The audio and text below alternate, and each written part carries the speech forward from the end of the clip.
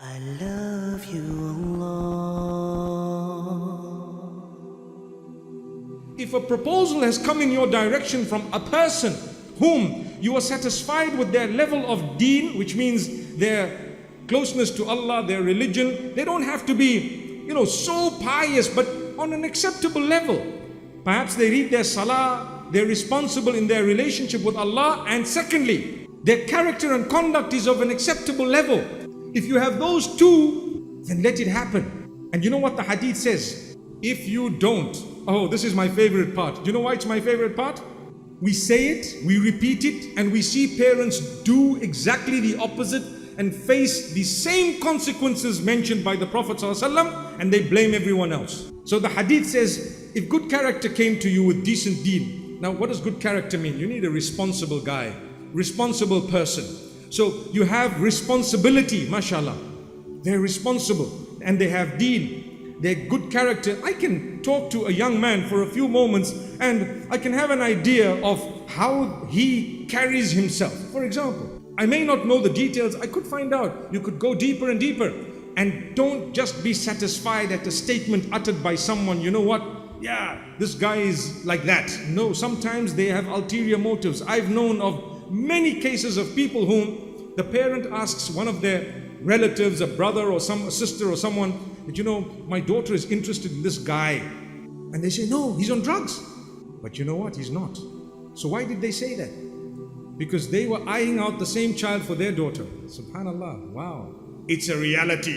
You may not like what I just said. There are some from amongst you who are really, really in that situation. Subhanallah. Where people just come and say nasty things. They've said it about me and about you. Anything they can say. This guy is like this guy promotes violence, he hates it, and you know it's not true. It's absolutely false. But why do they say it? Because of some weakness they have. You need to help them. The problem is you've just destroyed someone's life by lying. You speak the truth. If you don't know, say, look, I really don't know.